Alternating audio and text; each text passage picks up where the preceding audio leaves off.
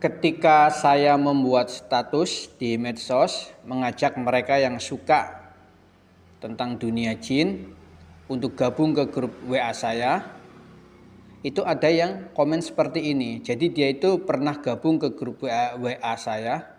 Kemudian entah kenapa setelah gabung itu HP-nya itu sering jalan sendiri membalas chat suaminya. Padahal dia tidak pernah membalas itu dan HP pun dalam posisi dia letakin.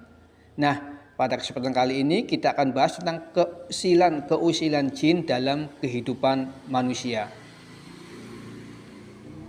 Assalamualaikum warahmatullahi wabarakatuh. Kembali dengan saya Abu Najah, pemilik Rumah Ruqyah An-Najah, Kebumen, Jawa Tengah. Pada kesempatan kali ini kita akan bahas tentang keusilan jin dalam kehidupan kita.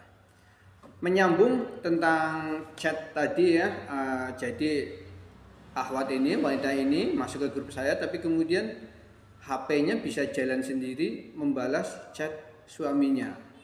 Apakah hal seperti itu bisa terjadi dalam kehidupan kita? Bisa. Bahkan saya sendiri pernah mengalami itu. 20 tahun yang lalu ketika zamannya masih HP Nokia, saya punya kebiasaan dan kebiasaan itu masih saya jalankan sampai sekarang. Itu ketika jam setengah 10 atau maksimal jam 10 lah, HP saya matikan. Tujuannya biar apa? Ya biar nggak ada yang nelpon, biar nggak ada yang mengganggu, dan tujuan lain juga agar mesin HP itu istirahat sehingga HP-nya lebih awet. HP itu saya matikan.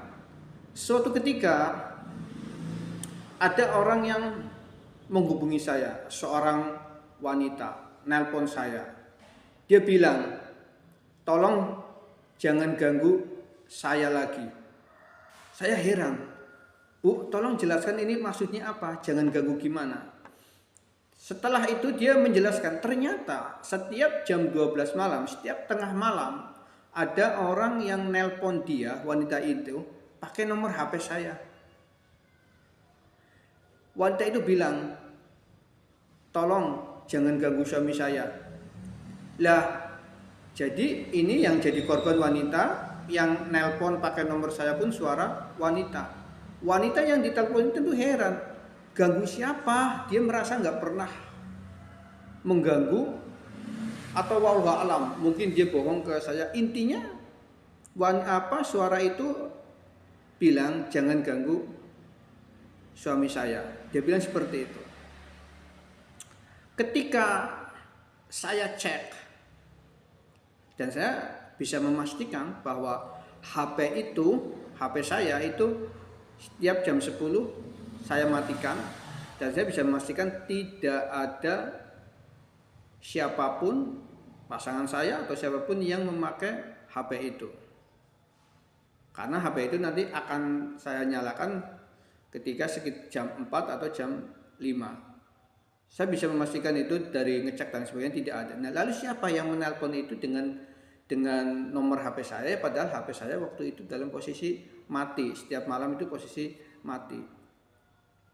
Tak lama setelah kejadian itu, ada laki-laki yang datang ke saya. Qadarullah, dia cerita hal yang sama. Dia cerita seperti ini. Ingat ya, ini kisah 20 tahunan yang lalu di mana HP-nya masih HP Nokia seperti ini. Ya umumnya Nokia seperti ini yang SIM-nya cuma SIM 1. Dan orang yang mengalami masa-masa itu, dia pasti tahu bahwa kadang kita itu punya dua nomor. Ya caranya gimana? Ya caranya ketika mau pakai satu nomor yang lain harus dilepas. Itu mereka yang hidup di zaman itu pasti paham lah ya. Nah, laki-laki itu cerita dia punya dua nomor.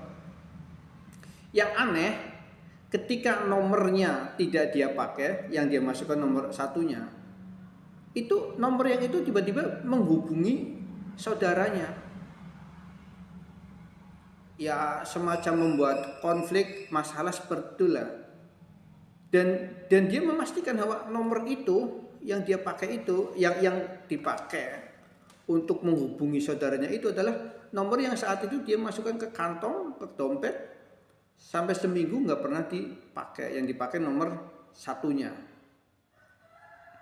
Bagaimana bisa nomor yang tidak dimasukkan ke SIM ternyata bisa untuk menelpon? Nah itu, jin pun punya teknologi. Di dunianya jin pun ada teknologi dan mungkin lebih canggih daripada teknologi kita. Wallahu a'lam soal itu, karena itu masalah gaib. Tapi nyatanya bisa jin melakukan itu. Dia menelpon orang dengan nomor kita yang sebetulnya HP kita itu dalam posisi mati. Lalu bagaimana sikap kita menghadapi keanehan-keanehan seperti itu? Biasa saja.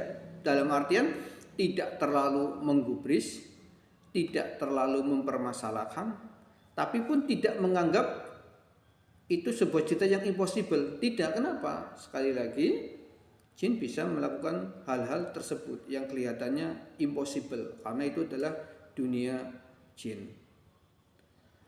Banyak yang mengalami lebih dari seperti itu. Artinya saya juga pernah membaca kisah-kisah mereka yang mengalami keanehan. Ada yang